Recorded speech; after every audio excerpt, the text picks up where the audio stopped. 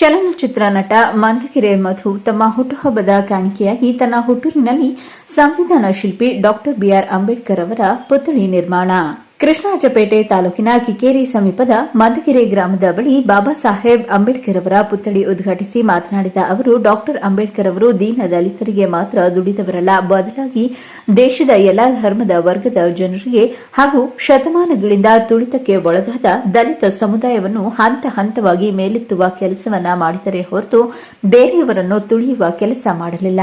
ಅವರ ಆಶಯಗಳಂತೆ ನಡೆದರೆ ಭಾರತ ವಿಶ್ವಗುರುವಾಗಿ ಬೆಳೆಯುವುದನ್ನು ಯಾರಿಂದಲೂ ತಡೆಯಲಾಗದು ಎಂದು ಅವರು, ನಾನು ಬಾಲ್ಯದಿಂದಲೂ ಅಂಬೇಡ್ಕರ್ ಅವರ ಆದರ್ಶ ತತ್ವಗಳನ್ನು ಪುಸ್ತಕವನ್ನು ಓದಿ ಬೆಳೆದು ಜೀವನದಲ್ಲಿ ಅವನ್ನ ಅಳವಡಿಸಿಕೊಂಡು ಬದುಕುತ್ತಿರುವ ಸಾಮಾನ್ಯ ಮನುಷ್ಯನಾಗಿ, ಹಾಗಾಗಿ ಹಲವು ವರ್ಷಗಳಿಂದ ಬಾಬಾ ಸಾಹೇಬ್ ಅಂಬೇಡ್ಕರ್ ಅವರ ಪುತ್ಥಳಿ ನಿರ್ಮಿಸಬೇಕೆಂಬುದು ನನ್ನ ಕನಸಾಗಿತ್ತು.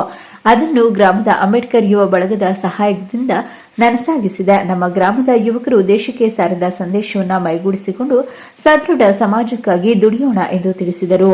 ಬಳಿಕ ಮಾತನಾಡಿದ ರಾಜ್ಯ ದಲಿತ ಸಂಘರ್ಷ ಸಮಿತಿಯ ಸಂಯೋಜಕ ಕೋಲಾರ ಡಾಕ್ಟರ್ ಅಶ್ವಥ್ ಅಂಥೋಜಾ, ಪ್ರಸ್ತುತ ದಿನದಲ್ಲಿ ಬಹುತೇಕ ಯುವಜನತೆ ಹುಟ್ಟುಹಬ್ಬದ ನೆಪದಲ್ಲಿ ಮೋಜು ಮಸ್ತಿಗೆ ಹೆಚ್ಚು ಒತ್ತು ನೀಡುತ್ತಾರೆ.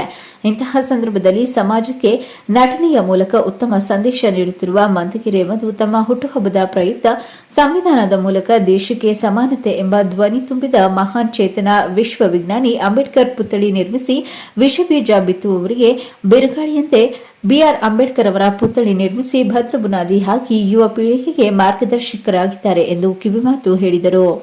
ಶಂಭು ಕಿಕ್ಕೇರಿ, ಚಾಮುಂಡಿ ನ್ಯೂಸ್, ಕೃಷ್ಣರಾಜಪೇಟೆ.